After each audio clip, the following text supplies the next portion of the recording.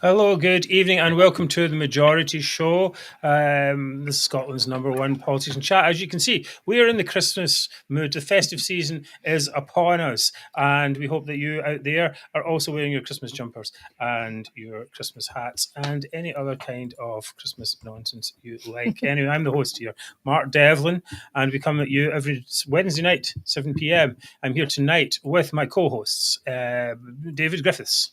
How are you, David?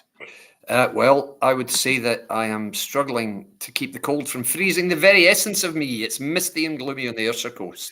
Oh, dear. Okay. And Mark, how are you slightly further down the country? Yeah, just as cold, if not colder. I've got no heating, so I'm waiting. Oh, that's not very good. Yeah, and I've got one of those heat pumps, unfortunately, and it's going to be 6 weeks before I can get an engineer.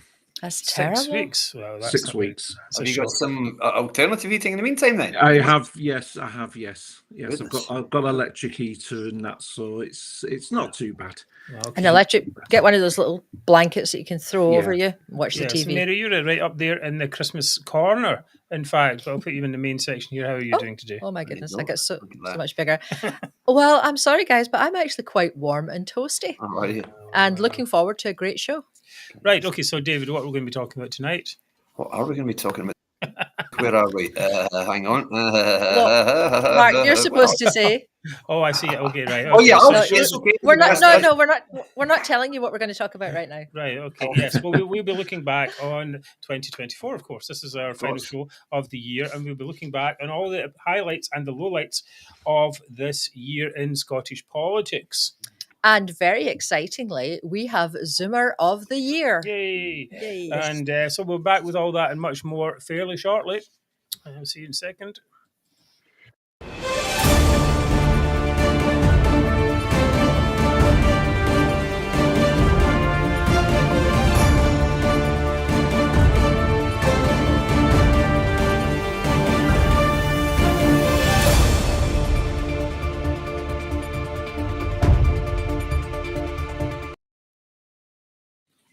Right, welcome back to the Majority Show's special review of 2024.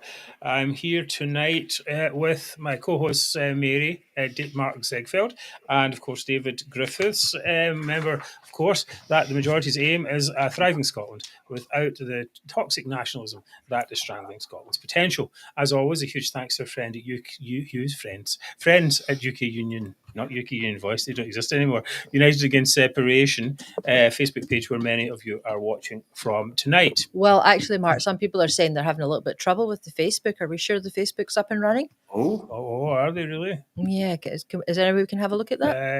I can just have a quick look here, but it might conflict with the thing. Hold on, let's give me a second. Facebook. Oh, the events not triggered for some reason. I think, okay, the best way to do that is to, let's see what we can do here. In the meantime, we've got a nice message from Audrey Johnson. She says, "Hi guys, too many Zoomers to choose from. Have a great show. I hope your it heads says are okay." upcoming event happening now, but I'm not seeing a live video on it, which is a bit weird. I don't really want to stop the stream, but I think the best way to do it is to go to, it says live video from this event is happening now. That's what it says there, but it's maybe not catching somehow. I don't Will know. people be able to find us if we're not up on They Facebook? can find us on YouTube if there's a thing here. What I'll do is I'll put up a little note. If you give me a second, Yep. I'll put up a note. I just closed the page as well. Put up a note on Facebook. There, you can close page. It's a little end of year glitch. Of course, it is, isn't it? Just to round off the year. It's been one of those years, hasn't it? It has indeed. If you give me a second, I seem to have completely lost where it was. Anyway, Mary, you can do some chat banter. Sing I'll a do song. some ho ho ho from Johnston. That's it. There. That's what Okay. we need. Actually, Richard what might be a Graham good as well. idea is, all right, so it's anyway, we're going to talk about things you've done this year. So, Mary, why don't you just host that wee bit for now while I do this and just ask David and Mark what they get up Yes, to. certainly. Okay, so, well, I was going to say that I was going to be mentioning, I'll be managing all the comments tonight.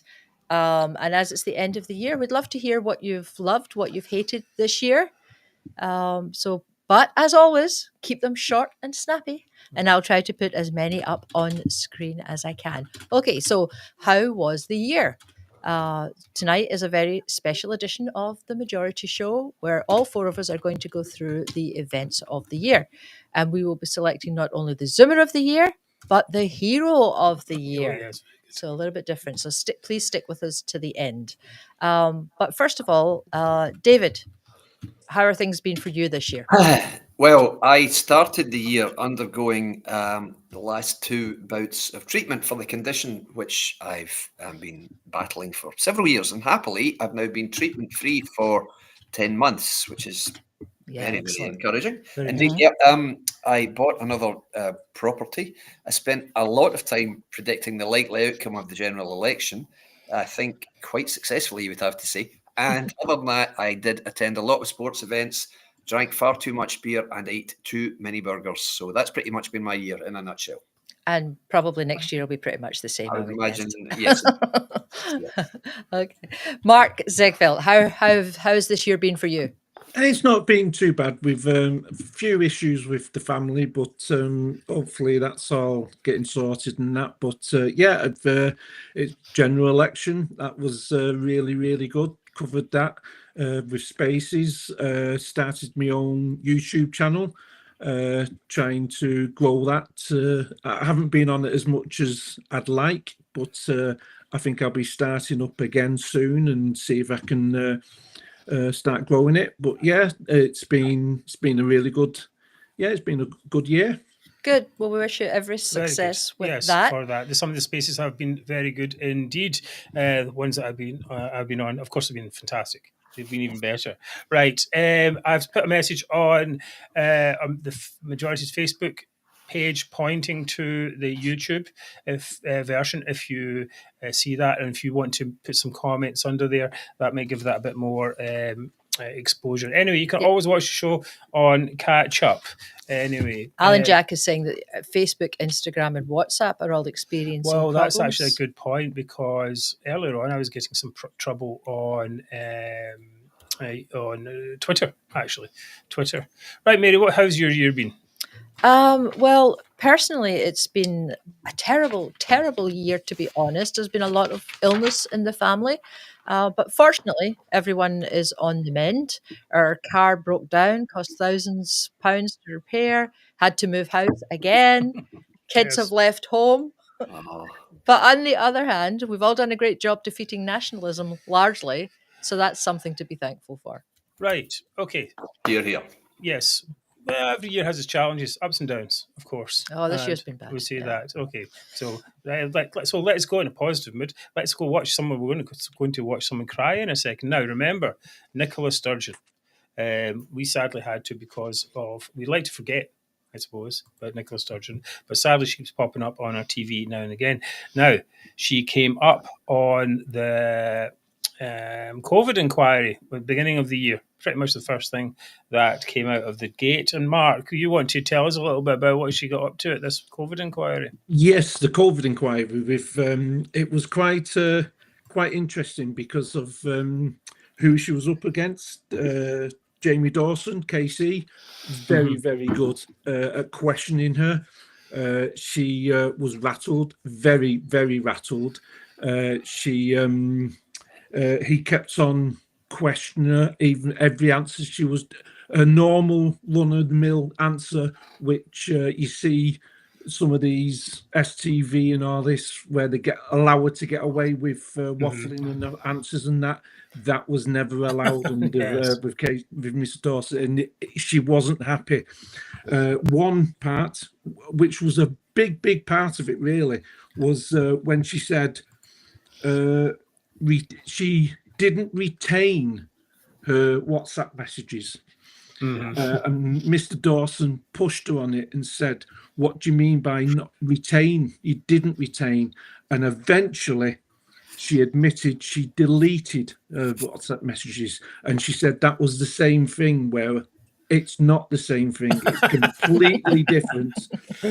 So do you think they can get, I mean, this is part of it, they think they can get away with anything, and the problem is they do get away with anything. There should have been serious consequences for this WhatsApp deletion, David, don't you think?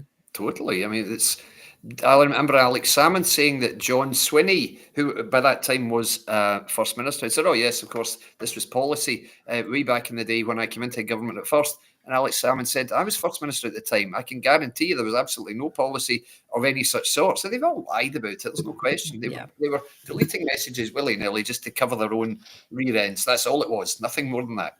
It's really terrible. Okay, Mark, can you keep? Well, then we saw the kind of the actress in Nicola Sturgeon with the crocodile tears. Oh yes, so we've got that. So yeah, I think you've got that. You've got that that answer has to be seen within that context. Did you consider yourself, against that background and your considerable ministerial experience, to be precisely the right First Minister for the job? No, that's not how I would have thought of it at all. I was the First Minister when the pandemic struck. There's a large part of me wishes that I hadn't been, but I was, and I wanted to be the best First Minister I could be during that period. It's for others to judge the extent to which I succeeded. Thank you. Or failed. or failed indeed, Mark.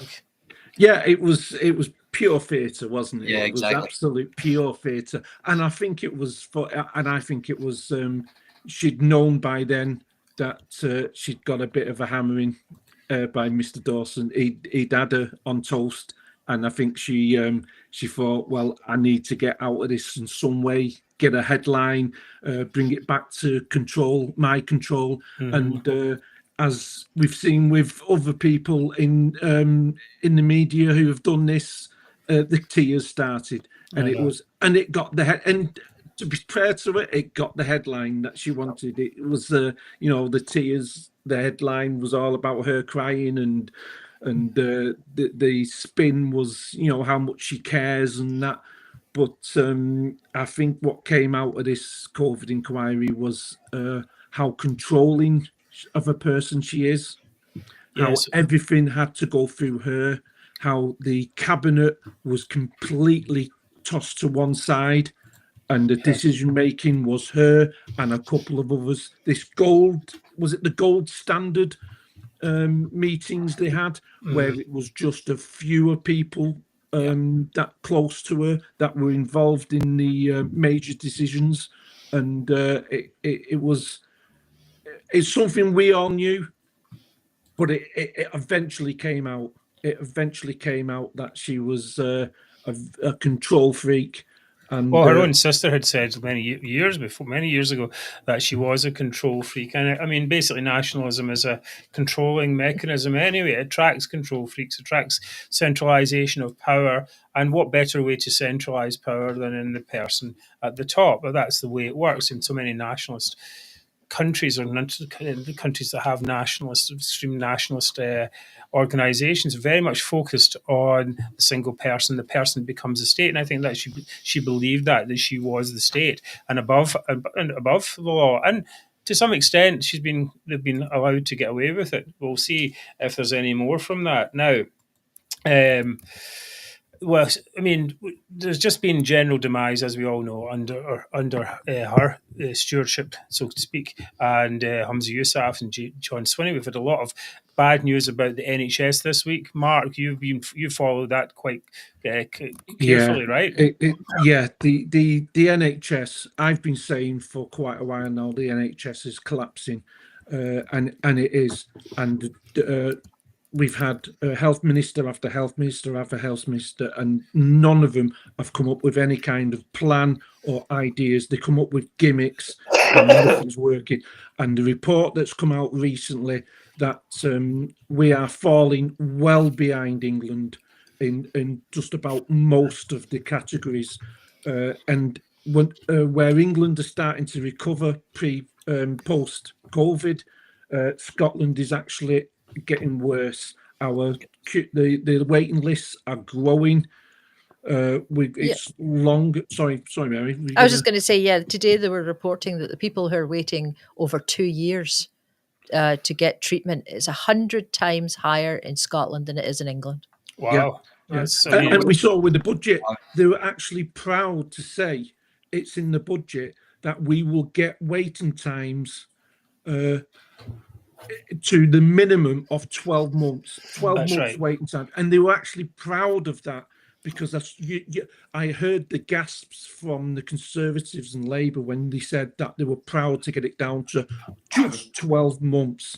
Now, 12 months waiting for a diagnosis or that is far too long to wait for somebody. Well, of course. I mean, it's ridiculous. What does it say here? Number of patients waiting more than 104 weeks for treatment in Scotland's hospitals is 100 times higher than in England, as May said. I didn't actually read that today. But I mean, this is a terrible situation if you're waiting for something and, important treatments. You're just like, what is going on here? It says here more than 10,000 people waiting.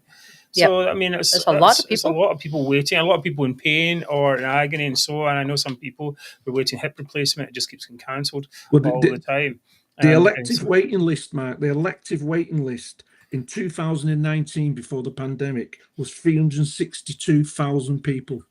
Now, 2024, it's 724,000 people. Just about double. Wow. And it's just growing. And if you compare it to England, England's going down. They're getting back to pre-COVID times. Scotland is just going up and up. And on a personal note, and I'll just tell these quick story. My dad went in last week for another water infection. Last week, Thursday or Friday, he went in. And he spent 6 hours in A&E, and he was put in a room as an 87-year-old with a water infection, who's a diabetic as well, and he spent 6 hours without even being offered a glass of water. 6 hours without even being asked a glass of water. That's just not good enough. No. And I know the nurses are ran off the feet. I'm not blaming the nurses. I'm not blaming the staff. I'm not blaming the doctors, because we just don't have enough of them, and they're not sorting out the issues to deal with it. They're really not. And we are going to see in the next couple of years this health service will collapse if it carries on like this. It really is. People are dying. People are dying because of the decisions they've made. And they're not dealing with it. They're just blaming England. They're blaming everything. Yes. And they're throwing money at something that doesn't need extra money. It just needs organisation. It's proper organisation. But they don't, as Neil says here, they've not interest. It's not that they don't have interest. They have no interest in it. And they have no competence as well. It's a double thing. If you have some competence, you're a competent person, you want to go in, you go, I want to try and fix this, I want to try and improve this. Look at where's the pain points, let's try and improve it. They're not interested in that. They're interested in, like, what's a headline I can get to get this down the road and move on from it, because it's not really, nobody really takes responsibility. I mean, think who we had as health ministers already. I mean, just a bunch of losers. Anyway, go. So I was just going to say, Humza's big plan. Humza's big plan was send everybody home from A&E. Yes. And that'll fix the waiting times. We need some people. Well, we need some people who are, as you said, competent and interested in trying to fix that. The problem is that the people are too distracted by the fancy Christmas baubles of independence, too willing to go and vote for people who don't have any competence, don't have any interest in anything else, as long as those people sell them this false dream that they're going to get presents from the ghost of Alex Salmond under the Christmas tree. That's basically what's going on now. Sturgeon was continued to be in the news because of the ongoing Branchform investigation. It's going on so long it shouldn't be called Branchform. It should be called perhaps Treeform, or perhaps fossilized tree that was there at the age of the dinosaurs, perhaps. Anyway, David, let's where are we at in this thing here? How many years has it been going? Well, Branchform was first mentioned in 2021. It's 3.5 years ago now. Oh my God. Let's not forget, it was started after those Scottish resistance extremist nationalists complained that £600,000 of crowdfunded monies raised supposedly very directly to aid the cause of a second independence referendum. Those funds appeared to have completely gone, because the SNP made great play of having only one bank account. And remember, Sturgeon said, we don't swap money about with the wee head shaking. We don't have to do that. We only have one bank account. Really? So where's the 600,000 then? And if you remember, their explanations were so weak. We were told that the money was simultaneously ring-fenced and also woven into the accounts. Well, it's either one or the other, guys. Yes, indeed. Woven into the accounts is not ring-fenced because you can't get it out because it's woven in. It's the whole point. But that was it. So just ridiculous denials, totally implausible. SNP Chief Exec Peter Morrell, Ms. Sturgeon's husband, let's not forget, was arrested. Then Party Treasurer Colin Beattie was arrested. And finally, Ms. Sturgeon herself had her collar felt. Now, 3 years on, effectively very little has happened. The only major issues or major landmarks, I suppose you'd say, would be that the ex-Police Scotland Chief Constable Ian Livingston mentioned when asked, it's not just about 600,000 now, it's now broadened out in scope and it's looking at fraud and embezzlement. Everyone went, but how wide can it possibly be that it would take this long? I mean, okay, what are they looking at? I mean, is it? I don't know. It's not a big. The accounts aren't. The SNP accounts aren't that big, and one person, let's just say it's one person, even if it was a group of people, they can't be involved in that many things. It would take so many years to get to the bottom of it. Yep, you're absolutely right. Or can they? It's puzzling. And then beyond that, after he came out with this outburst, if you like, it was the first real update we'd had. Everyone suspected this. Morrell was then rearrested in April this year, and he was charged with embezzlement. But of course, that doesn't mean it's definite that he will face a criminal court, because the Police Scotland sent their findings to the COPFS, the Crown Office and Procurator Fiscal Service, the following month. And pretty much nothing has happened since then. The only thing I would say that happened was in August, the new Police Scotland Chief Constable Joe Farrell confirmed that Branchform was still ongoing and that Beattie and Sturgeon remained under investigation. So from that, I think we're all good. Okay. The bit that I don't quite understand is that the police have finished their investigation, or they've sent some kind of update to the cops, right? Yeah, that's been confusing, is it? Yeah, prosecution service. Quite. So they sent their findings as they were at the time in May rather. Once Morrell had been rearrested, let's not forget, it's the second time he's been arrested. You don't arrest somebody twice unless you think you've got something pretty conclusive. They've sent it off saying, right, are you ready for us to prosecute here? And apparently there's been no decision taken or nothing communicated back. So we've all seen the guesswork going on. I don't know what's going on. I haven't got a clue. Every so often I hear somebody saying it's going to go down next week and all this, and it never happens. So genuinely, I think Police Scotland are massively frustrated because it's making them look like Keystone cops. It's just pathetic. Well, this is just all part of the Nicola Sturgeon getting away with it all, isn't it? I mean, I'm not saying she's guilty of anything, but at least we need to know whether she's guilty or not. Surely Nicola Sturgeon herself would want to know if she is not under investigation anymore. Now, I think there was some discussion about that, well, when was that, a year or longer ago? Anyway, I mean, if that was me, I'd have my lawyers on it and saying, you have to, one way or the other. You can't be doing this. Yeah, you're right. You'd want to know whether the question. I think the fact that she hasn't been charged as yet means that she's probably not going to be charged. Well, does it? But it doesn't necessarily mean that, because if she wasn't going to be charged, then the police would say she she's not going to be charged. But they don't say that. No. They only tell you when people have been charged, not who's not going to get charged. David said, she's the thing. The Farrell, the minister, said that she was still under investigation. Was the word under investigation? So it's still there, So Grumpy gets saying police put sample charges and then hand it to the cops. Yep. Sample charges. What does that mean? I think more like outline of what it sounds like, an outline of what they're planning. What the charges could be. Does that mean that more charges might be coming then? Yeah, they can add to them charges at any time. The investigation can go on, and they can keep adding to them charges if they want. The thing that I found was pretty unprecedented was the statement police made a few months ago when they said, we have done as much as we can do, but and they actually called out the prosecution and said they're the ones stalling. They're the ones who are stalling. They actually made that statement saying, it's not us. We're doing the investigation. We're still doing the investigation, but we're waiting on information and what they want to do in the prosecution.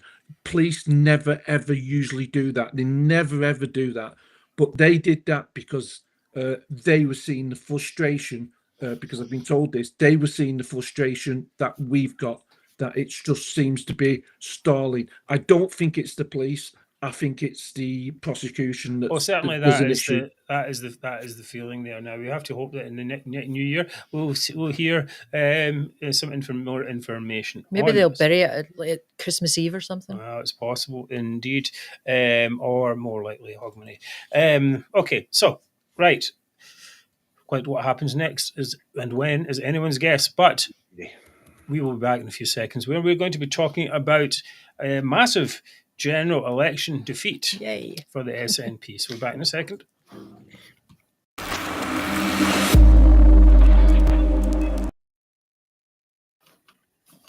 Right, okay, so July 4th, 2024 was supposed to be the National Independence Day. Scotland's Independence Day. In fact, it was Judgment Day, and the SNP were found guilty.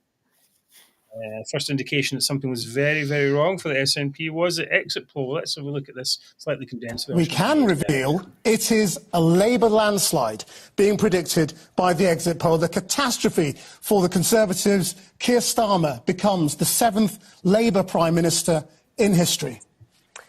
So, a Labour landslide. This is your voice. This is our country deciding we've had enough. If the exit polls are right, this is a moment of radical, generational change. Keir Starmer will become the first person to lead Labour from opposition to government in 27 years. And that, for many of our viewers tonight, will be a virtual, maybe an actual lifetime. The SNP is on SNP disaster 10 seats. So we will remind you of those numbers now as we're getting them up on the screen for you. Labour on 410, Conservatives on 131. The Lib Dems have beaten their best record, 61. Reform, an outstanding result for a brand new party, 13 seats tonight. And the SNP has been absolutely devastated with a result that leaves them with just 10 seats. So correct me if my maths is wrong, but I think that's a Labour majority. Well, I think even the most pessimistic or optimistic, depending how you look at it, pundits were forecasting maybe the SNP would be left with 20 seats, round about that numbers. I think David, sorry, I called you Derek again. I don't. David was predicting 23 seats maybe. I was predicting, I actually put money on a bookmaker with the SNP getting fewer than 21 seats. Well, okay, it's not bad. Yeah, that's not bad. Yeah, indeed they did. Yes. So that was well, quite... indeed they did. But I think most people were saying, okay, 15 would be a stretch. Yes, that's right.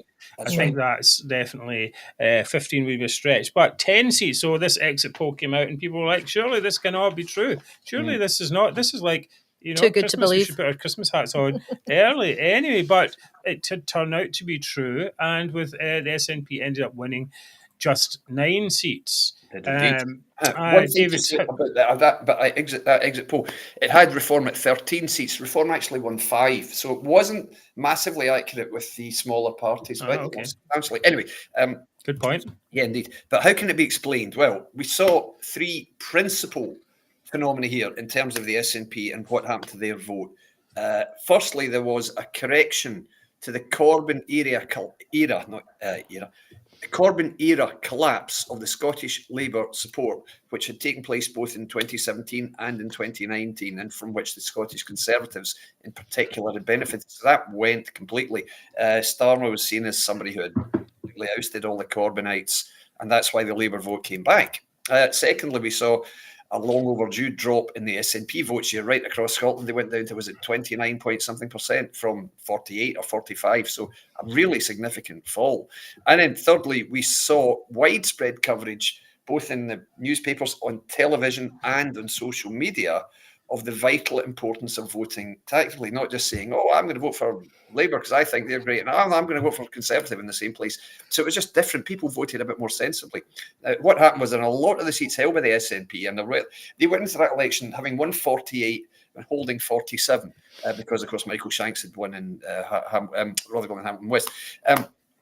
Polling was very tight in a lot of the seats, places like Stirling and Ayr, and for a long time it looked like the SNP would hold on in these places. But as election day drew closer, the odds in betting sites were getting more, if you like, positive towards the pro-UK parties, and the polling was showing much the same. You couldn't really trust all the polling, but it was getting tighter. And I think those two incidents really encouraged the anti-SNP vote to be more focused, because people, I think, realised there's no point in me voting for a party that isn't going to win. Really, I think that is principally what happened, and that's how it was. It happened that the SNP support in terms of seats won collapsed so dramatically. That's principally, I think, what happened. Well, what made it more fascinating or more amusing was that we were treated to Nicola Sturgeon seeing the demise of her own party live on TV. The expression "chewing a wasp" comes to mind. Later on, we found out that she was actually paid £25,000 for the privilege, which is not bad money, but I think that was a bargain. That's more than I get paid on this show. No, I know. We'll have to we'll renew your contract for next year. Okay, how about that? But you know, this is it was worth it. Down at £25,000, you see her face there. Her coupon, I think, is would you say the expression is kind of, you can kind of see it up in the corner. Yeah, we would have crowdfunded for that if we knew. To see that. We'd have paid the money ourselves. Unfortunately, I couldn't find any video of it for some reason. I don't know. It seemed to have disappeared. Anyway, Mark, though, how did this victory and Nicola Sturgeon's gurning face make you feel? Absolutely fantastic. Absolutely fantastic. I've never smiled as much for a long time. It was brilliant to watch. It was just absolutely fantastic. I think the way she was absolutely hammered as well, because it was her fault. It was completely, she saw the downfall of that party, and she watched from the outside and watched how that party disintegrated because of her policies, because of her leadership, because of all that's happened. She takes full blame because, as we've said in the COVID inquiry, everything went through her. She made all the decisions. She was a dictator, the head of that party. So what happened? That's a very good. I mean, that's the flip side, of course, of this centralisation. That one person, when it comes down, they get all the blame. Yeah. But it was a disaster from the very beginning. That campaign by the SNP, you could see they were all over the place. They were panicking. Their slogan of "Vote for Change." Yes, and everybody said, "Well, you're the biggest party in Westminster. You've been the biggest party in Hollywood. You're in government in Hollywood for 17 years. What change do you want? Are you voting to? Well, they're still trying. Vote against us. They're still trying that technique as well. And of course, there was some confusion, as you know, with them trying to say, well, we'll vote against with how they dealt with Labour and the Tories, or that Labour are just the same as the Tories, and all this type of nonsense that we went into. Now, of course, we have to do a big thank you here for all of you who donated to our SNP Out. We're here today in Paisley to see the SNP Out crowdfunded banner by all your majority supporters. Thank you so much for being part of this initiative. It's been so great to see it all around Scotland, in Edinburgh, Glasgow, Paisley, and we'll put some social media ads out as well. Please do your best on Thursday's election to tactically vote, and let's get the SNP out. Oh, we did. Yes, there we go. So that's a great thing for that. Now, talking about donations, I missed a donation message. So the majority it relies on your donations from people, great people just like yourself who are watching here. Thank you, everyone, as well. If you do get value from the show, please consider helping us out with a donation. Every donation, big or small, helps us in our fight against toxic nationalism and helps get us ready to fight the election in 2026, which isn't that far away now, if you think about it. And a big thank you to everyone who donated last week. We had a few drinks and got merry from that. Thank you. It was very good. If you didn't get a chance to donate last week, I would still like to please leave your donation in the majority stocking, which is actually a little button that is next to on our website, which says donate, or you can do a super thanks or super sticker if you're on YouTube. That'd be great. And we do try and give a shout out to anyone who puts a donation in. Thank you very much for your support. Now, going back to the election, David, was tactical voting successful? Okay, in Scotland, as in certain parts of England, tactical voting was hugely successful because, quite simply, thousands of voters elected to adopt tactics in order to remove candidates they didn't like. In England, it was primarily aimed at the Conservatives. In Scotland, it was aimed almost exclusively at the SNP. And so when betting sites, as I've said already, especially showed odds narrowing on SNP defeats, and when seats which had been considered very, what's the word? It's the word for a seat that's very close and you can't call it. What's that called again? I forgot. Marginal. That's the word. Yes. Marginal. Right. As those marginal seats were going over primarily to Labour and even in some places the Lib Dems, people obviously thought, we're going to win this, guys. And I think that's what happened. There was genuine momentum. The tactical voting in Scotland, this is what it led to. In Scotland, the Conservatives previously held 6 seats in Scotland. Now, their vote share nationwide slumped throughout the whole country, but they still held on to 5 seats in Scotland because of tactical voting. The Lib Dems in Scotland, they increased their number of seats by 50% from 4 to 6, with only a 0.2% increase in their vote share, which is quite incredible. And of course, tactical voting saw Labour taking 36 seats from the SNP. Unbelievable figures you're hearing there. So in the lead up to the election day, we had seen a lot of doubt expressed on social media, especially, and in some more traditional of the media outlets, about the value of tactical voting. And this came particularly from Conservative voters who were panicking, frankly. And they were saying, oh my God, Labour, don't believe this guy, me, with his tactical voting. And he's just a Labour activist. No, I'm not, guys. I voted Conservative in the 3 elections prior to this one. So, it was just smear tactics to try to make sure that the SNP losses didn't all jump across to Labour. I thought that was pretty disgraceful, to be honest. A lot of people really, really let themselves down badly. Senior people in the Conservative Party. But despite these attempts to enable the SNP to sneak back into Westminster, happily they failed. So there is absolutely not a scintilla of doubt that tactical voting was an outstanding success in this year's general election, especially in Scotland. No question. Yes, I do agree with that. I think that is true. It's going to be a harder fight, of course, in 2026 or whenever the next one comes along. Sadly, the new Labour government has got off to a poor start with many seemingly unnecessary missteps. Winter fuel allowance, accepting gifts, the appointment of Ed Millivolt, who's a nutter, and just seems like very poor type of management to begin with. And what makes it worse, of course, they had all this time to get ready for it. Did they not know they were going to win? Everyone knew they were going to win. So why didn't they have a proper plan? Now, these questions will go on and on. However, this week we saw this poll, which I do believe is a rogue poll, that said that the SNP were going to win again in Holyrood. And are people going back, Mark? You think people will go back from Labour to the SNP? No, I don't, because the people that I've spoken to, there's a lot of SNP members who've said they'll never ever vote again for the SNP because they feel let down that they're not an independence party. They haven't done what they've promised. So I don't think people will go back to SNP. Yes, well, okay. I think this is an important point. I think one of the main things is that basically all Labour need to say is what you're going to, let the Tories back in. Pretty much.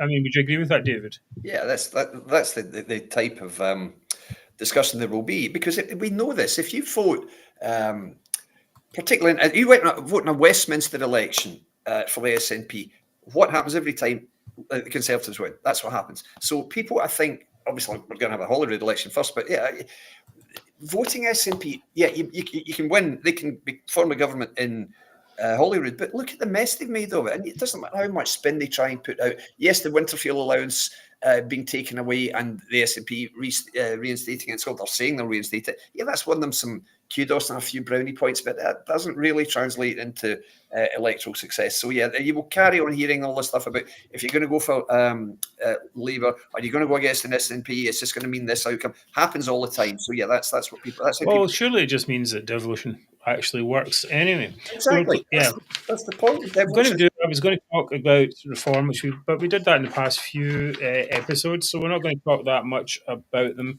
other than to ask the question to you, David, again, is do you think that Russell Finlay, Kemi Badenoch can do enough to bring the Conservatives back, or are they on to a loser? Well, I mean, there are two very separate questions there. So Kemi Badenoch, can she be a successful UK Conservative Party leader? Yeah, I'm sure she can. She's popular among traditional Conservatives. We know that. She's quite right-wing, as they put it.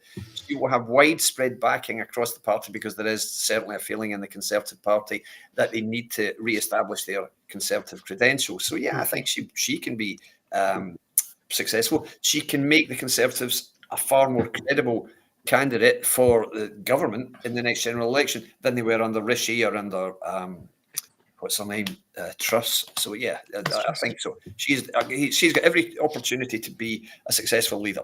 Russell Finlay, it's a different question, of course, because realistically, he can only hope to take the Conservatives at best to second place in Scotland because, quite simply, in 25 years, the Scottish Conservatives have never been the party of government in Holyrood. The Conservative Party hasn't been the largest party in Scotland in any election since 1955, and that has been literally a lifetime for thousands, tens of thousands of Scottish Conservative voters. Those figures are staggering. You know, it's, what is that, 59 years? Or is it 69, isn't it? 55. 69 years. Exactly. So it is. Yeah, sorry, I'm thinking I'm still 50s. God. So yeah. So with the SNP and Labour clearly going to be contesting the bulk of constituency seats in Scotland and to come first or second, that's not going to change in 2026. So could he get into second place?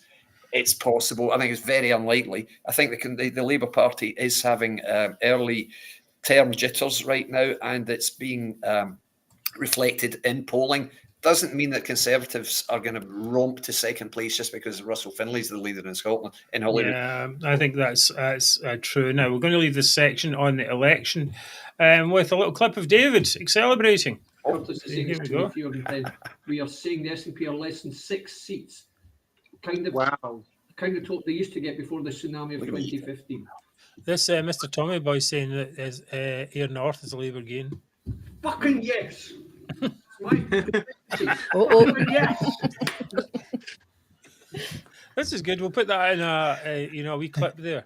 Yeah, good idea. Can I just say, guys, my only excuse for that is that was my constituency, and I tried really hard to get Irene Campbell elected. I didn't think she would, so that was, it was sheer relief. It was great. That was a great moment.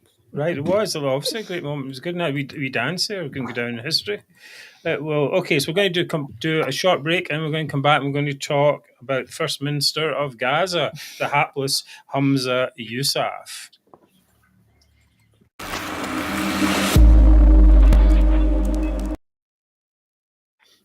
But first, did you know Santa's elves have been very busy in the workshop with a range of amazing majority t-shirts, mugs and mouse pads that you can give as presents this Christmas? Did you know that, really? Is there someone special in your life you would love to drive a bulldozer through Holyrood? Watch them as you see Santa has delivered an amazing Abolish Holyrood t-shirt.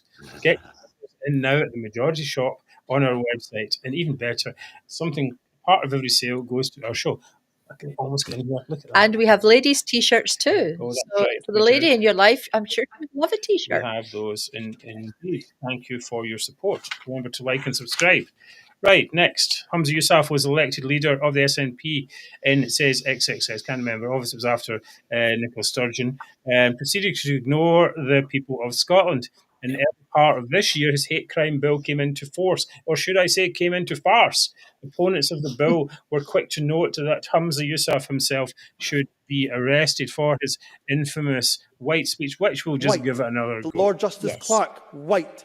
Every High Court judge, white. The Lord Advocate, white. The Solicitor General, white. The Chief Constable, white. Every Deputy Chief Constable, white. Every Assistant Chief Constable, white.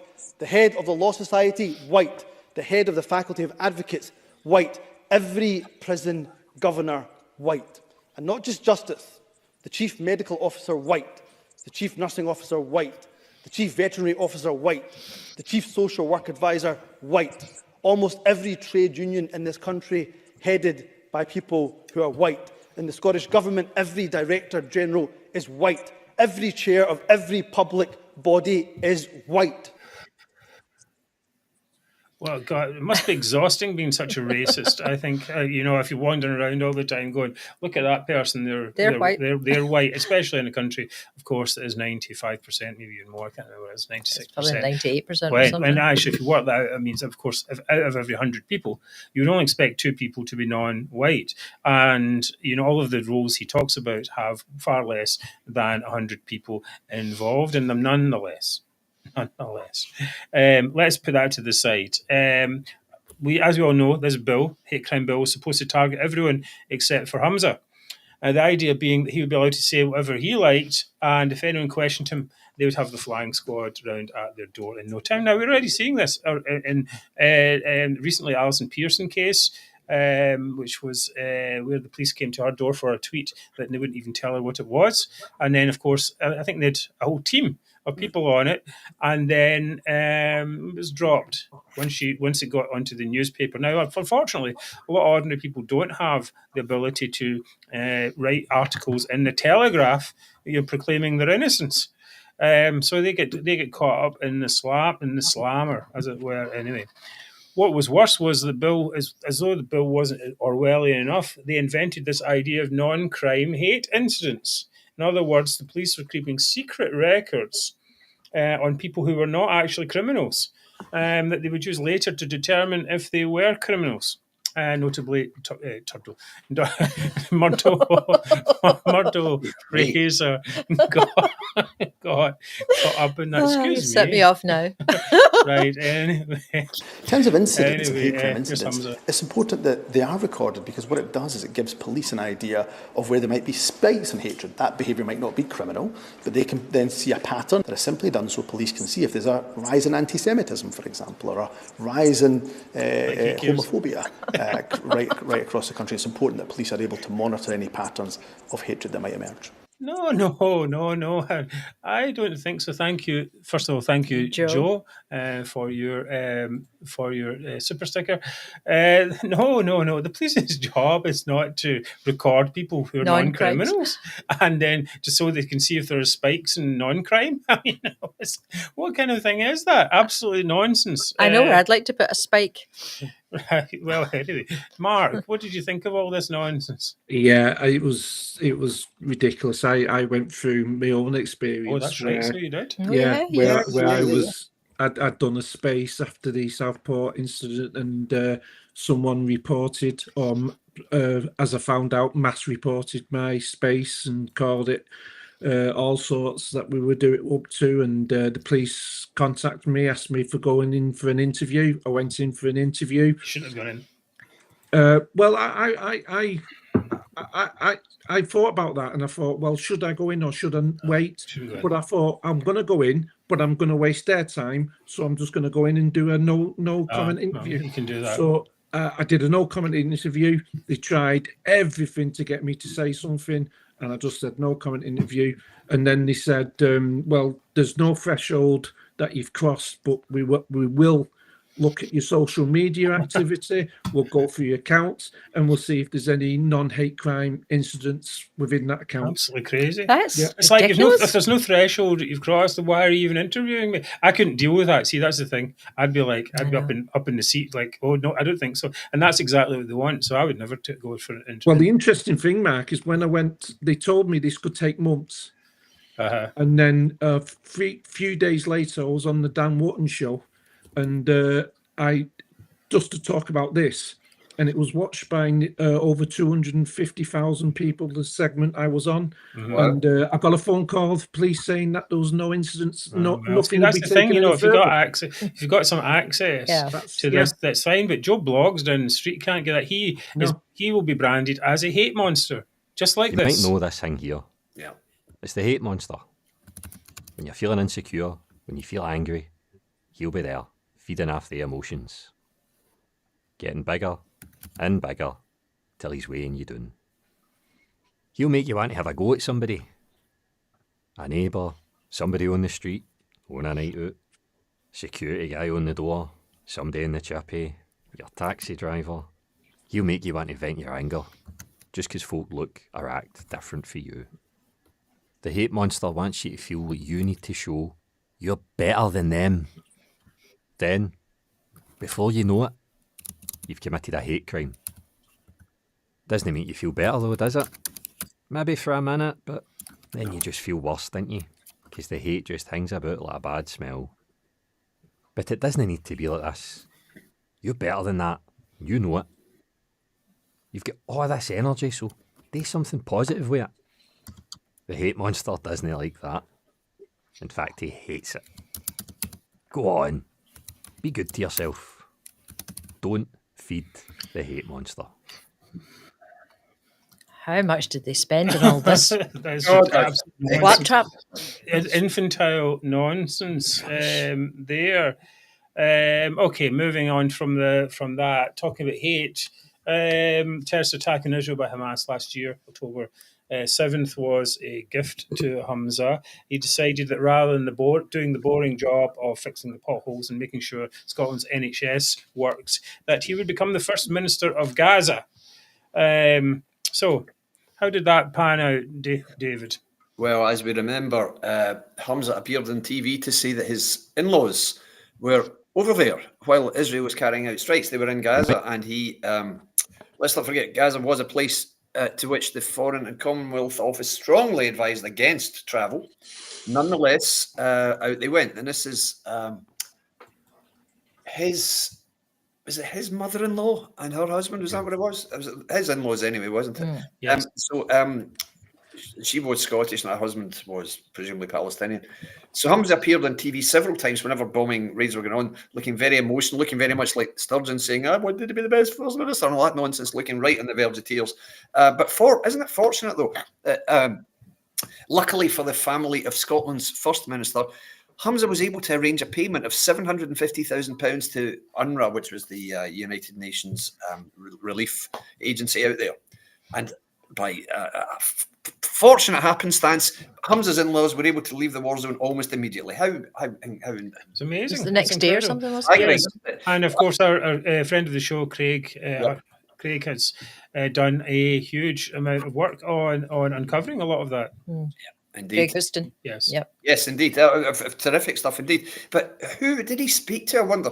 Who did Humza use to phone to say, look, can you let these guys out? Because it must have been Hamas. It must have been. Unless, well, maybe it might not have been. But who else has got the power to say to people, right, you can leave? Other than Hamas. Even if it was the case, he would have gone through an intermediary who would have known, who would also had to have been in contact with them in any case. Sure. Right, so I think it was bad enough that he was doing all that stuff, and we thought, well, God, we're going to have to deal with years of this nonsense here, while he is not dealing with anything. But miraculously, it all fell apart.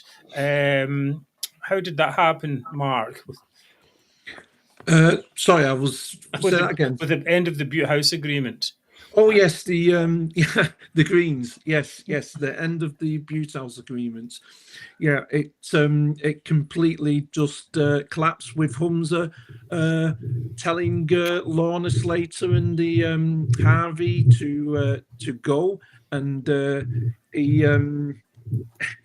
he misjudged it as well, though, didn't he? Because he thought he would still have the support of the Greens, but the Greens suddenly turned against Humza because they lost the nice little cosy jobs as ministers, lost the kind of the money that they were getting and the power they were getting. Because let's understand, the Greens were running that government. Yes, that's very true. The SNP were not in control of that government while Humza was the first minister. He was that weak that the Greens, Harvey, my God, Lorna Slater, were running rings round him. Of course. Every policy was a green policy that they were pushing through. We have the bottle scheme. What a disaster! What a disaster for the country that is. That's going to be huge next year, I think. What's coming out with that? Because we'll find out how much it's going to cost us. It could be 200 million or something, couldn't it? Well, no, it's 200 million initially if they lose the court case. Yes, and then everyone's a pile in. Then we have the supermarkets. Then we have at the time. This is the thing. These companies, I've said this many times. These companies just look at these idiots and just go, "Oh, we can make money here. We can either make money from the grants and all that stuff they're giving us, and if it fails, we'll just get our lawyers onto them and they'll fold because they're idiots." I mean, they were giving them. They knew they had to negotiate with the UK government. They knew there was going to be an issue about glass, and they knew they were going to have to try and get an exemption. And they never asked for one. But while they weren't asking for one and not dealing with the Westminster government, the UK government, they were giving these companies 10-year contracts, which is just absolutely ridiculous. Doing that before they'd even got the exemption from the UK government, and they knew it was going to be an issue with that, and that's what it turned out to be. The UK turned around and said glass cannot be in it because it's too expensive, it's too difficult to do, and it breaks the UK market. So they couldn't include glass, but they could have still done the I know that's the thing. They still just decided to not do it on principle, but they said no. Well, and that was a political decision. That was a political decision because that meant they could use that to then blame Westminster, because the supermarkets had already contacted the Scottish government and said this scheme is unworkable. We can't have it in the supermarkets at the moment. You need to redo it. So they already knew it was on the verge of collapsing. And they used this exemption to blame Westminster and say, well, it's all their fault. And ultimately, it's quite interesting because it really was an attempt to privatise your refuse collection. It meant instead of the government dealing with it, the private companies were going to deal with it. And the burden also, of course, went on to the consumer, who'd have to spend their time in a line, a third world-like line at their local Lidls and, putting bottles through a hole, instead of putting them in the refuse in the recycle bin where they're supposed to be picked up once a week or once a month or whatever. It doesn't even matter how long it is. It's supposed to be picked up. Anyway, now Humza Yousaf continued his, one of those, when the clown trips over their shoes, a bit like that. That's a metaphor for his... scooter? Yes.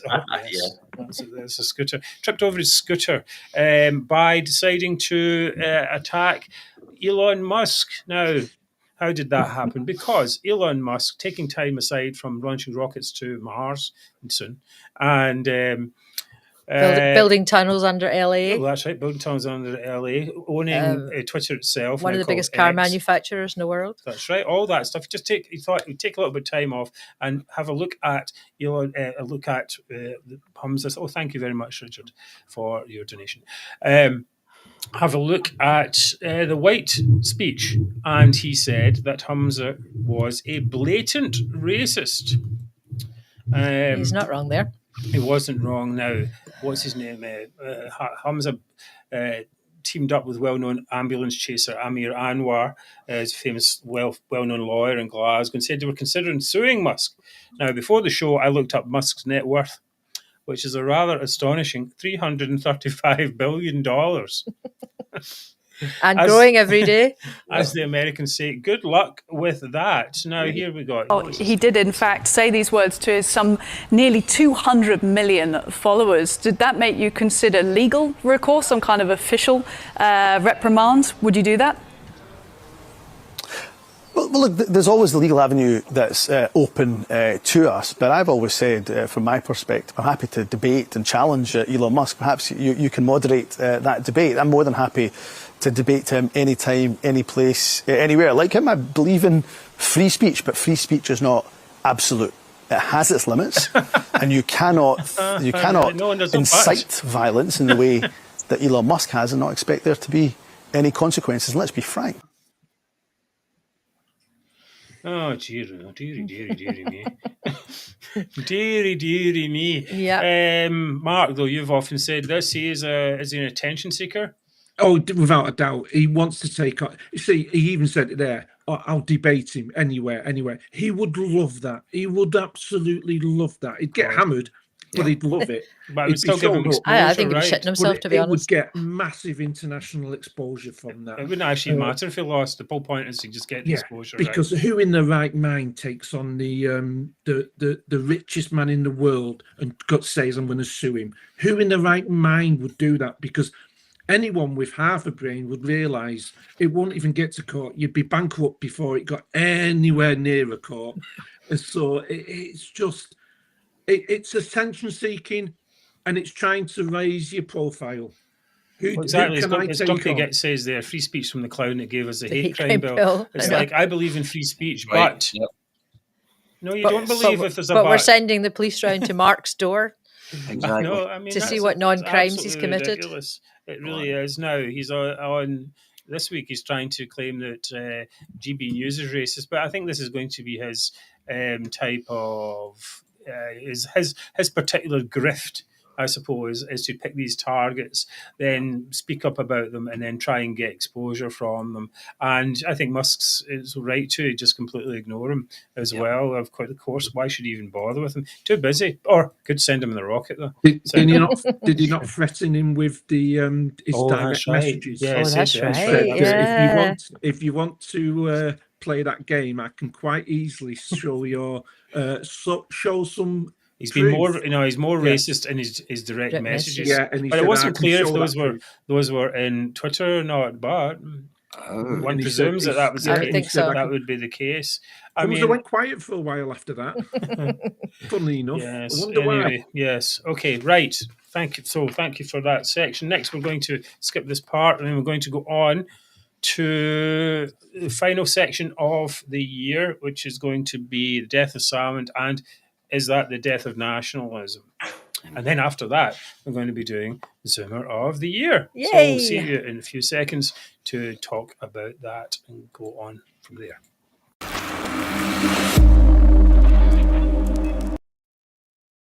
So, right, thank you all for being with us tonight. And we got all the messages and what have you. Thank you for the donations that are coming in. Thank you all for your comments. It's been good to be with you for this year so far. And let's talk about Mr. Salmond on 12th October. Like many of you, I saw a message that said Alex Salmond had died. At first I was a bit like, okay, really? But turned out he did actually die at the age of 69. The details of that fairly well known. He was in Macedonia and giving a speech, actually still trying to foment discord against the UK government, and nonetheless, but he took a heart attack, killed over, and so fortunate for him and his family, but problem for us is, as an organisation dedicated to getting Scotland rid of toxic nationalism, what immediately saw people trying to make Alex Salmond into a saint. And so I think it's fair enough for anyone in the political arena that we have to assess their legacy. Russian casual. well, that's an interesting point. If you believe in conspiracy theories, but I don't know why. I think certainly it would be more useful for Salmond to be helpful. One of the things I'm going to say in the section before this, and I missed it out, was basically we found out, for example, that Iran was paying for Scottish nationalist accounts on Twitter to feed to try and help the breakup of the UK. And the idea being that these, I think often we don't realise that this sometimes our politics, our local politics, are part of a bigger game. Yeah. Salmond, perhaps, he took money from Russia, and they're quite happy to see the breakup of the UK, for example. I mean, that's one of part of his legacy, isn't it? His legacy was that he was a person who sowed division in Scotland, and who got it was rewarded for it in terms of power. He got power many times, and he also got money for example, from Russia as well. So he got fat on the expenses of Parliament, says here, and while feeding Scots a constant diet of lies and information. So, Mark, what do you think, though, his legacy is? I think at the end, it was quite pitiful at the end, because he was talking into crowds of, just a few people in a town hall, and he was trying desperately to grow his party, which was really going nowhere. I do think at the end he was a very divisive man. He was he failed. Everyone says, well, he got them to 40 or 45%, which was a fantastic result for them from where they came from. But ultimately, he wanted to split up the UK, and he failed. He did. Yep. And he failed in the end. And you could see, and in the end, he was quite a sad, pitiful man at the end. Yep. So, I think his legacy, he was the First Minister. He was the First Minister of Scotland. He has that to his legacy, but really, a very divisive man. We still don't know what if there's things to come out. No, we still don't know, and I do think some things will come out from his past. But and some of those may even vindicate him in the sense of his whole story about the trial and what's behind that. And of course, we want to see that as well, because it damages the whole nationalist movement as well. And of course, it's also the truth as well. So there is this issue. So I think this is a thing. But of course, I've said this many times. I'm just hoping that the Scots could see that that chancellors like Salmond come along and go, well, what's this guy really about? Is he trying to give me something, or is he trying to get something for himself? And unfortunately, we talked about this last week a little bit. Some people were, after Salmond's death, like, oh, yes, we can do it now. We can really do it now. Only if someone great comes along and leads us. And you're like, why are you setting yourself up for that? Yeah. Why are you doing that? Why are you letting yourself open to another chancellor to come along and feed you false dreams so that they can get rich? It's like, wake up. It's like some countries just look for a dictator. And it looks like the nationalists are looking just for someone to lead, not to lead them, but to tell them what to do and to say, trust me, where, I think we found out with these politicians, they're not very trustworthy, and they are in it for themselves. Well, of course, they are. Understatement. That's the thing. But it's this is such an obvious mechanism to see in this case. David, do you think there's any chance of a fresh start? For the independence cause on the death of Salmond, absolutely not. I don't believe there can be. I've said a couple of times, I think, on the show, there is a fundamental contradiction at the heart of any such claim, because we keep hearing Salmond was an inspirational figure in the independence movement, the most important figure in Scottish politics in decades. He'd be hugely missed, and now he's gone. So that must really have set back the cause. No, the cause is far better off now, because we can galvanise. So he was not going to be missed in the slightest then. Right, fine, okay, cool. So it's nonsense.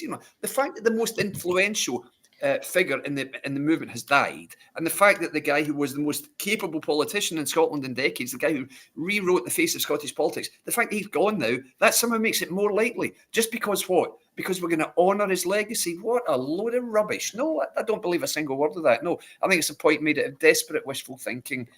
Scottish nationalism has nothing new to offer. What are they going to say? We'll have a referendum. Oh, will we? Right, okay, sure, right. And what else are they going to say? The independence movement. Independence is the answer. Okay, where is your economic case for it? Oh, Scots way. You know, that's all they can say. It's a load of rubbish. Well, I do wonder if some other kind of charismatic leader would come along. But looking at the class, one of the issues of this movement has been its total inability to build up future leaders. That's true. Salmond got us Sturgeon got us Humza Yousaf, and they went back in the end to Swinney. So because they didn't have any talent at all in the youth wing. Just impossible. So what's going to come along? Someone new is going to come along. Brian Cox, a personality is going to come along. Exactly. No, people are not interested in that. Let's not forget, Swinney was the first minister, the failed first minister 20 years ago. And then he was brought back in as a real desperate move after him saying why they didn't want to be involved in frontline politics anymore because his wife has MS. So he wanted to look after her. And now he's back. And we're supposed to think this is some great move. I mean, come on. It's just treating voters like fools. No, I don't believe a word of it. No, not a word. Indeed, treating voters like fools, but they're willing to be fooled. Yeah. Something about a quote that is, there's no worse fool than the one who fools himself. Sure, indeed. Or herself. Or themselves. Whatever you want. Anyway, right, okay. So I think that was our kind of review, 2024, the first part anyway. Next up, we are going to do some other stuff, which is going to be Zoomer of the Week. But first, things you can do to support the show. You can buy a T-shirt or a mug as we look at it's Zoomer of the Year, Mark. Oh, Zoomer of the Year, that's right. So you've got a few days left to get your orders in for that. Of course, you can subscribe to the show on YouTube, and you can tell your friends about us, which is great. You can do all of the above, which makes us feel appreciated. Underlined exclamation mark. Coming up, it's the moment you've all been waiting for, the highlight of the year. It is Zoomer of the Year. Yay. Yay. How to do this. Okay.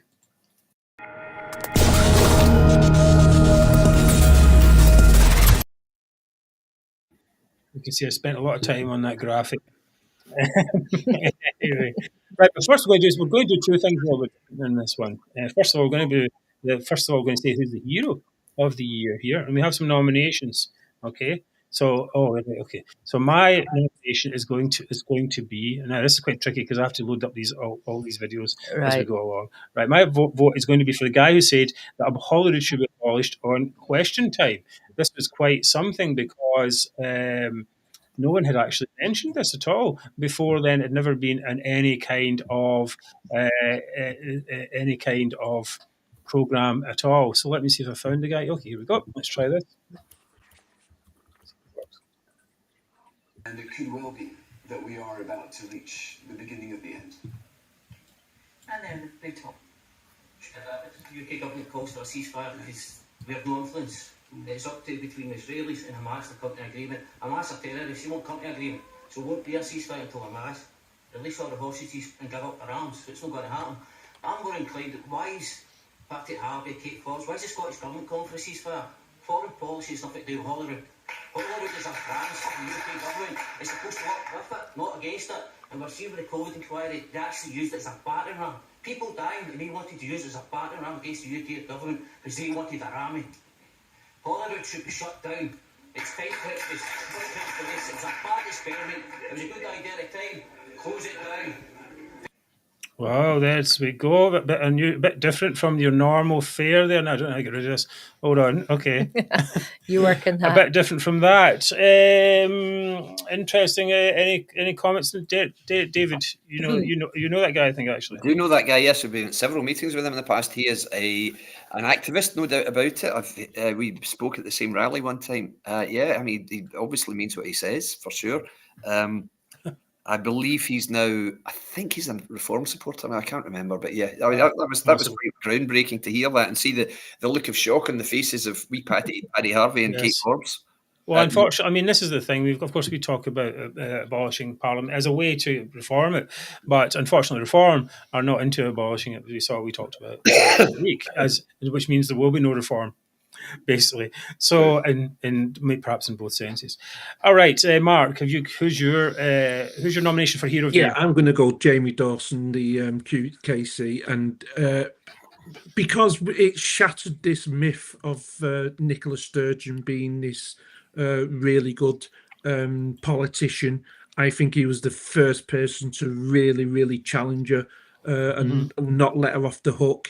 And I think he showed her for what she was and what she is. I think he did a fantastic job in grilling her. He didn't let her off the hook. And he showed, I think from then onwards, she was a spent force in Scottish politics. And I think it destroyed her legacy as well. The only thing was, I think that it should have happened earlier, right? She should have been pulled up in front of a UK committee and forensically, inspected, as it were. Basically, that's the way. I think that's if they're going to have this devolved administration that's responsible for hundreds of 80 billion or whatever it is in budget, then it needs to be oversight. Yep. That's basic stuff, right? David, who's your Hero of the Year? Well, it may not surprise everyone, but I was rather an advocate of tactical voting, as you might remember, guys, and I pretty much encouraged everybody to do it and to vote in such a way that the best placed party to beat the SNP in every constituency should be the one that gets your vote, and it happened. And so from having 48 MPs in the 2019 election, the SNP was left with 9.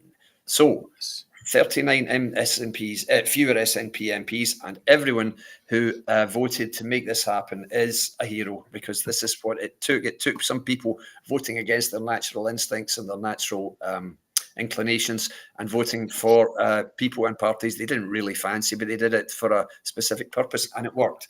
It worked like a charm. So a lot of people were proved wrong. A lot of people we heard in spaces and social media say, "Oh, tactical voting has never worked." Yes, it does, and it did, and it will work again. But you just have to have the confidence, and you have to have the discipline to stick with it. But yeah, so those are my heroes of the year. Very good. I think that is very true. And a big thank you to everyone there. Mary, now who do you nominate for your Hero of the Year? My Hero of the Year is Anne-Marie Ward. She does a fantastic job for Favour UK, working with families and people who are addicted. And she's doing it very much with very little support from the SNP government. Even this week, she was saying that, you remember last week when I reported about the Sustrans organisation that do the bike lanes. Yes. And they get £268,000 a day from the Scottish government. Anne-Marie Ward says that for that kind of money, that one day's amount of money, she could run Favour UK for 3 years. Oh, really? So I don't know how she manages to keep going, be so, happy and friendly with against such odds. And I'm really hoping that next year that the government starts to listen to what she's got to say, because, she can actively save lives. I don't know anyone. I don't know the statistics for people who've died of a lack of bike lanes. But we do, we do have shocking statistics in Scotland for the people who are dying of drug and alcohol abuse. Absolutely. And it has to end. So Anne-Marie is my hero. Right. Okay, Mary, and you get to decide who is the hero from the 4 different ones. Well, okay. And so you can decide, Anne-Marie, if you like. Yes. Well, if it was just for one person, then I would definitely vote Anne-Marie as the hero of the year. But I'm going to be swayed by the mass of people who voted to put out the 39 SNP MPs. So I'm going to give it to David and thank everyone for their tactical voting and just voting to get rid of the SNP. Very, very worthy winner. Well, congratulations, David, for nominating that. Now we're going to go on to the Zoomers of the year. This is an entirely different category from the last people who really, some amazing work Anne-Marie has done. Yeah. And all the people who are like that as well, who are out there trying to do something, trying to help people, and the government is against them. Really. It's absolutely crazy, really. Yeah. Now, what we're going to do here, we're going to show instead of normal Zoomer we would nominate, I'm going to show up a bunch of clips. Okay, and we're going to discuss them a little bit, and then at the end we're going to decide. We're going to vote on which one is the best. These are the actual Zoomers this time. Now I'm going to have to figure out how to get these videos. Right, we'll have to talk while Mark. Right now, I don't think it should be fine. So it should be a good. Let me just say that if you have a favourite, please do let us know in the comments. And a huge thank you to Marco Polo, who on Twitter/X, who has helped get many of these clips for us. So the first one, well, let's just do the thing first of all. Let's do this.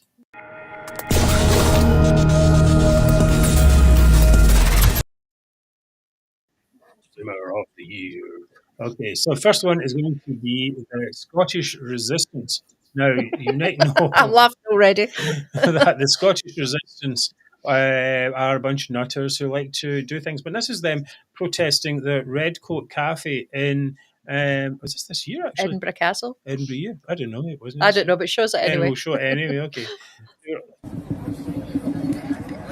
Good afternoon, Edinburgh. We're here today to protest against the Red Coat Cafe. The Red Coats committing atrocities throughout the world, not just in Scotland.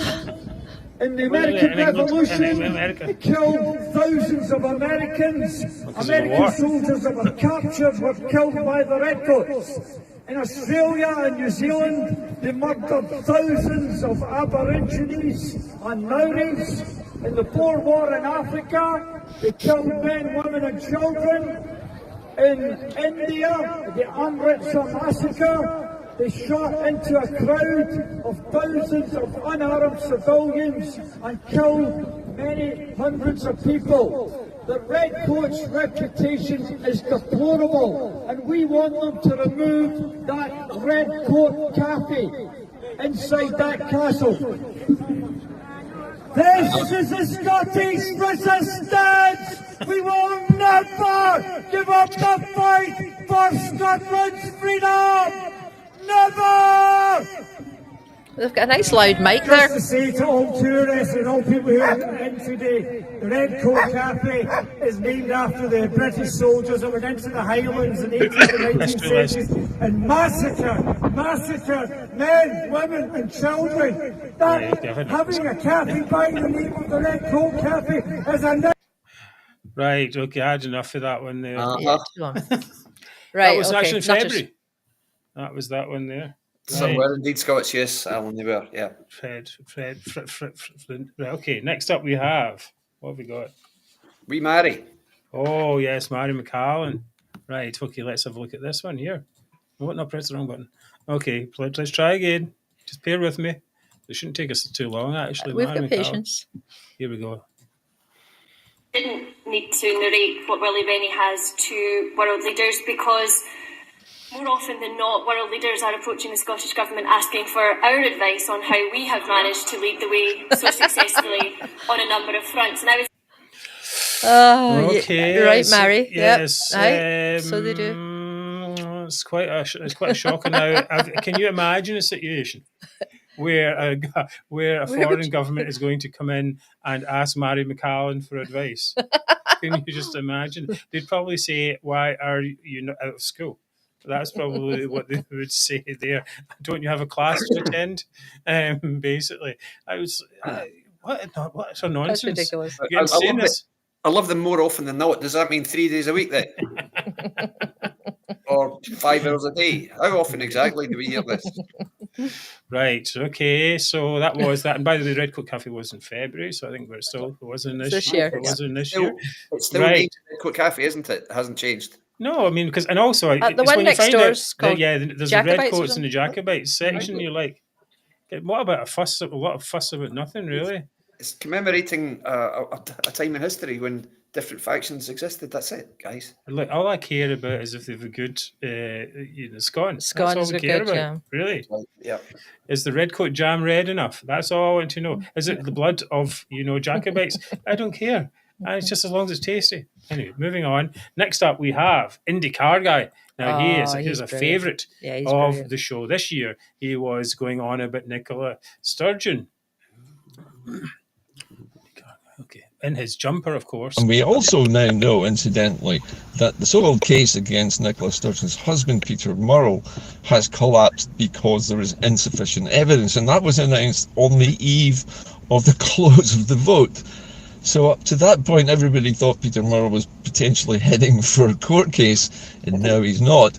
Which is all of these things are adding up to the British state manipulating Nicola Sturgeon. They've put her in a place now where they've offered her a job as a political pundit, which is intended basically to rub her nose in it and ours. This is your disgraced leader.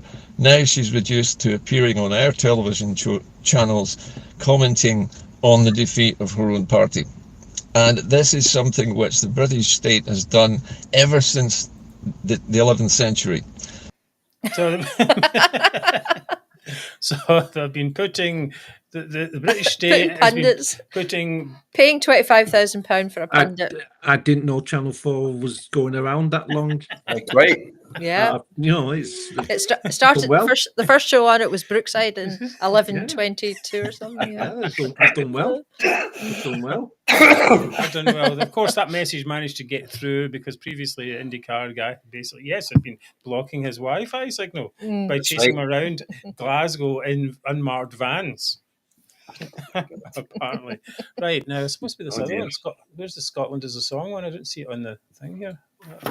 Hold on, let's see if I can find that. Oh, I don't know where it is. What's up next, Mark? What? So we're looking at Scotland as a Song. Well, we're supposed to have the Scotland as a Song one. I don't know where it is. Maybe I'll try and find that while we're watching the next one. Okay, next one is going to be Givens. Kelly Givens talking about transparency. Let's have a look at this. How Nicola Sturgeon is so transparent. Well, she is transparent. You can see right through her in that sense. But I think actually I massively disagree with that statement. I think the SNP are forced as well to be the most transparent because we are held to such a higher standard. The Tories get away with murder, they get away with anything, and it's like they're not held accountable in public ever. It's like they don't take any accountability. There's hardly any scrutiny on them. I mean, we've had a forensic tent in the ex-First Minister's garden on full view for everyone. We've got people camping outside her house to video her leaving her house. Like, that is transparency. What else do you possibly want? The SNP have been very clear that they will cooperate, that they have cooperated on every single issue. We've always cooperated with any sort of scandal that's come up. I don't see how we could be more transparent. We've started an internal governance review. What else could the SNP really do to be more transparent? Yes, exactly. What else could they do to be more transparent than be under police investigation? With tents in your garden. That's the most transparent thing I've ever seen. That's it. It just shows, it's just a testament to how open and transparent the SNP government is and Nicola Sturgeon is. What's the problem? Did you see what more do you want? Did you see Ewan's face? I love Ewan in that video. He's brilliant. I spoke to him about that. Yeah. And he said he had to bite his tongue because he had to try and keep a straight face because he said he was nearly in tears laughing when he was talking about that. It was cringeworthy. I love that video. It's great. Quite something. All right, I have found Scotland as a Song. Right, so let's have a look at this one. Here, show more local video. Okay, right. Where does it go? Where is it? Huh? This is. There it is. There. Okay. This was the conference. Scotland is a song, and like any song, it must be sung together. Thank you, Ely. Okay, a little bit of a strange one there. Mm-hmm. Yes, bark like a sheepdog. Maybe we'll get you some more mentions. Anyway, right. That's the video there. We have a few others. Craig Murray and Tommy Sheridan for supporting the Ayatollahs. I won't show that clip, but Tommy Sheridan basically said that he wanted Iran to attack Israel, as you do, of course, because it's all to do with Scottish independence. And of course, many people, of course, have nominated Humza Yousaf for the thing. Now, we've got a vote. What would you think from all of these? And you can add another one, even if you want to put them in, Mark. If you want to try another. No, I think I would go for Humza. You're still going for Humza? Yeah, I would go for Humza just because it's Humza. Right. Well, that's true. He is bad. Now, David, what's your vote? Who's your vote for? Well, I vote for. Is this for Zoomer of the Year? Yes. Who do you vote for with all that lot? But I think for the sheer, as a phrase I use often, for the pure essence of Zoomerism, it has to be the Scottish resistance. Yeah, that's very good. Okay, now Mary. Brilliant. I'm going to go for Kelly Given because I just love Kelly Givens. Yeah. I love that video. That is quite good, isn't it? I haven't actually really watched it that much, so I think it is pretty good. Scottish. Yeah, right, I think I'll have to go for that one. Then that's going to be 2 votes. Okay, wait. Now we've got Joe is going for Humza.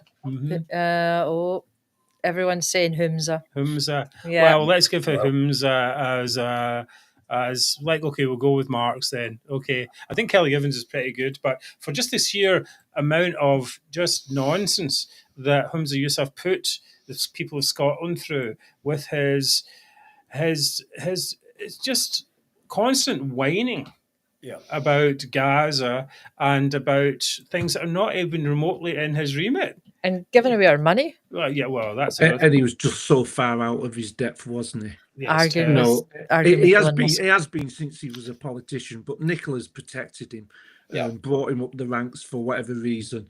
And when he was on his own as First Minister, he was just so far out of his depth. It was quite embarrassing, to be honest with you. Well, he was made debater of the year, though. He was not. He was.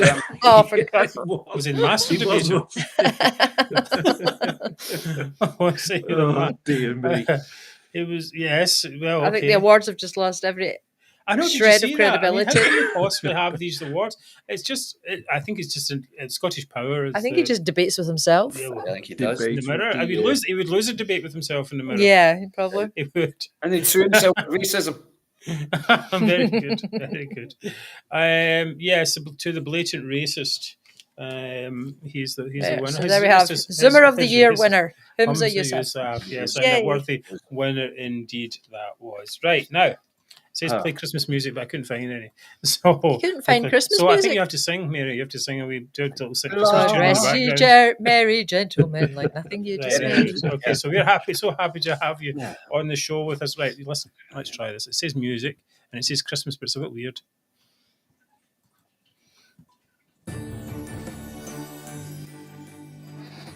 Right, okay, that's nice. Yeah. AI generated, apparently. Yeah. Right, very good.